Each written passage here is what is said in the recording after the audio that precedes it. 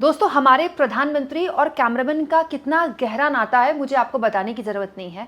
वक्त वक्त पे ये नाता दिखाई देता है, लेकिन क्या ये नाता इतना गहरा है कि संसद में भी ये नाता देखने को मिल जाता है? तो संसद टीवी के कैमरामैन से बहुत से लोगों को बड़ी नाराज़गियाँ हैं।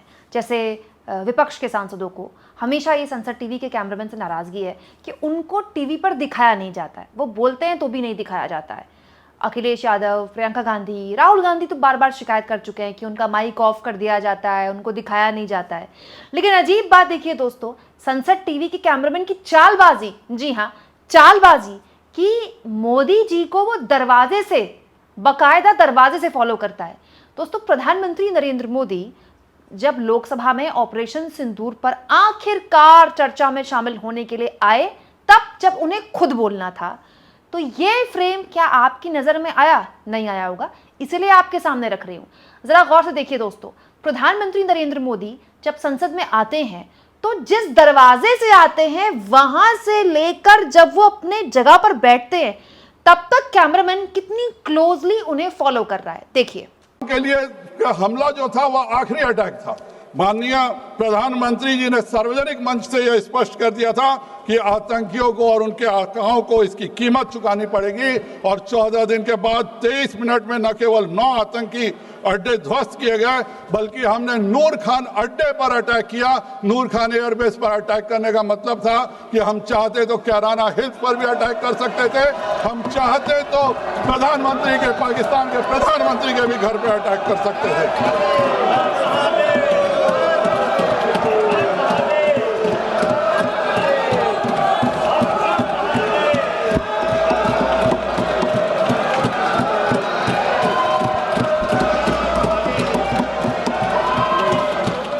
वाह, ये भी वैसे कमाल की बात है नहीं? पूरा का पूरा पहला हफ्ता दोस्तों मॉनसून सत्र में हंगामे की भेंट चढ़ गया। विपक्ष लगातार हंगामा करता रहा। 11 बजे संसद की कार्रवाई शुरू होती थी और मैं आपको ऐसी खबरें दिखाती थी, कभी 5 मिनट, कभी 10 मिनट, कभी 13 मिनट, और संसद की कार्रवाई स्थगित हो जाती थी क्योंकि विपक्ष लगातार हंगामा कर रहा था। और लगातार न्यूज़ चैनल्स में खबरें बनती थी, विपक्ष ने हंगामा किया, संसद स्थगित। लेकिन हंगामा क्यों किया पता नहीं चल पा रहा था। ऑपरेशन सिंदूर पर बहस की मांग को लेकर किया या चुनाव आयोग में एसआईआर को लेकर किया, पता चलेगा कैसे? क्योंकि विपक्ष को तो संसद टीवी का कैमरामैन फॉलो ही नहीं करता है, ऐसा कि दरवाजे से लेकर प्रोटेस्ट किया जाए। मतलब प्रोटेस्ट करते करते विपक्ष थक गया पूरा एक हफ्ता। लेकिन संसद में क्या आपको विपक्ष, क्या कोई भी मतलब कैमरा फ्रेम विपक्ष की तरफ दिखा? और तो और दोस्तों, राहुल गांधी ने जब मॉनसून सत्र चल रहा था, इनफैक्ट पहला हफ्ता ही था, तो बाहर आकर ये शिकायत भी की थी। उन्होंने कहा भी था कि उनको बोलने का मौका नहीं दिया जाता। हालांकि ये विशेषाधिकार केवल लोकसभा अध्यक्ष का ही होता है, और लोकसभा अध्यक्ष जिसको मौका देना चाहें वही बोलते हैं, और वो नियम के तहत होता है। लोकसभा अध्यक्ष ओम बिरला का ये कहना है कि नियम के तहत ही सबको बोलने का मौका मिलेगा। लेकिन ये कौन सा नियम है, आप मुझे बताइए। प्रधानमंत्री तो इस देश में पहले भी रहे, डॉक्टर मनमोहन सिंह भी थे, उससे पूर्व में वाजपेयी जी भी थे। लेकिन क्या आपने किसी पीएम के ज़माने में, इससे पूर्व में, दरवाजे से कैमरामैन को बाकायदा मोदी जी के फ्रेम को फॉलो करते हुए देखा? और दोस्तों, एक और चीज़ मैंने नोटिस की, कल पीएम ने 1 घंटा 44 मिनट पूरा भाषण दिया। भाषण कंप्लीट होने के बाद भी कैमरामैन का दिल नहीं भरा। भाषण कंप्लीट होने के बाद मोदी जी कैसे निकल रहे हैं, कैसे झुक रहे हैं, टेबल के नीचे से कुछ निकाल रहे हैं, फिर लोगों को नमस्ते वगैरह कर रहे हैं, और उसके बाद वो ऊपर जा रहे हैं। ये वीडियो भी लगातार कैमरामैन दिखाता रहा, दिखाता रहा और दिखाता रहा।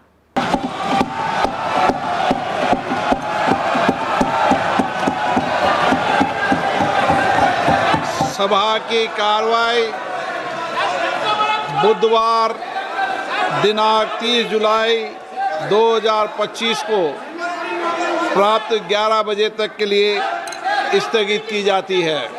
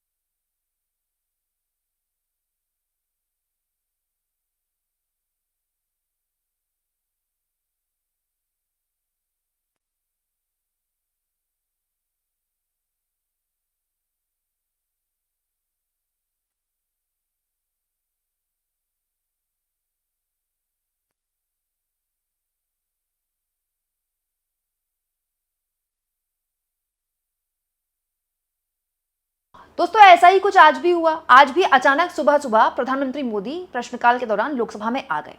जैसे ही मोदी आए, कैमरामैन एक्टिव हो गया और उसके बाद मोदी को ऐसे ही फॉलो करके फिर दिखाने लगा।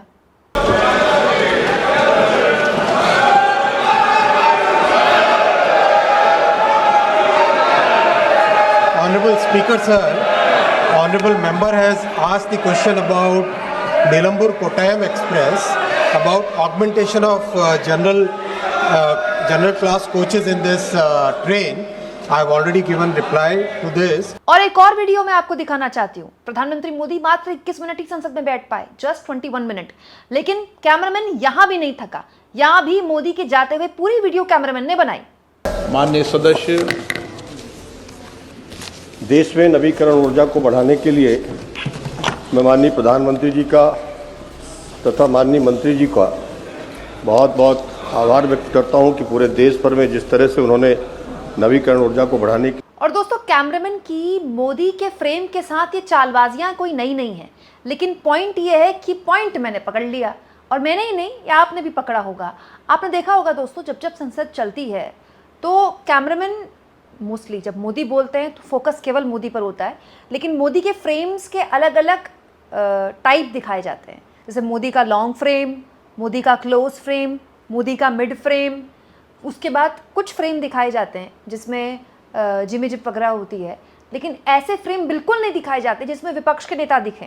इनफैक्ट कई बार आपने देखा होगा विपक्ष के नेता बोल रहे होते हैं तो भी कैमरामैन कई बार ओम बिरला को दिखाता है। ये जो चालबाजियां हैं ये लंबे वक्त से चल रही हैं। अब पॉइंट ये है कि ये चालबाजियां अब पकड़ ली गई हैं। किसके द्वारा? सोशल मीडिया के लोगों द्वारा, हमारे जैसे लोगों द्वारा। अब जैसे इसी का एक और एग्जाम्पल मैं आपको दिखाती हूँ। कल पीएम भाषण दे रहे थे तो बीच में राहुल गांधी ने उनको टोका।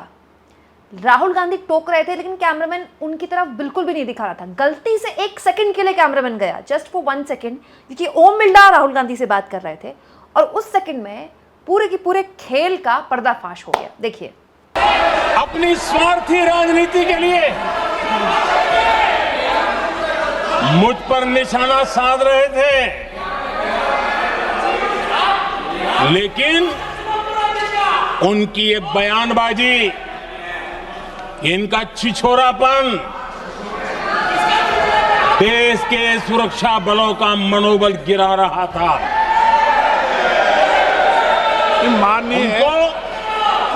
माननीय प्रतिपक्ष के नेता, एक मिनट, प्रतिपक्ष के नेता आपकी बात अपने ध्यान से सुनिए। आप बेटे कांग्रेस कर रहे हैं और कुछ नेताओं को पीछे से, ये उचित नहीं है आपके लिए। न भारत के सामर्थ्य पर भरोसा है और न ही भारत की सेनाओं पर। अब दोस्तों ओम बिरला क्योंकि राहुल गांधी को जवाब दे रहे थे, इसलिए शायद कैमरामैन ने गलती से कुछ 1 सेकंड के लिए, 2 सेकंड के लिए राहुल गांधी को यहाँ पर दिखाया। दोस्तों संसद आपके मेरे टैक्स पेयर के पैसे से चलती है।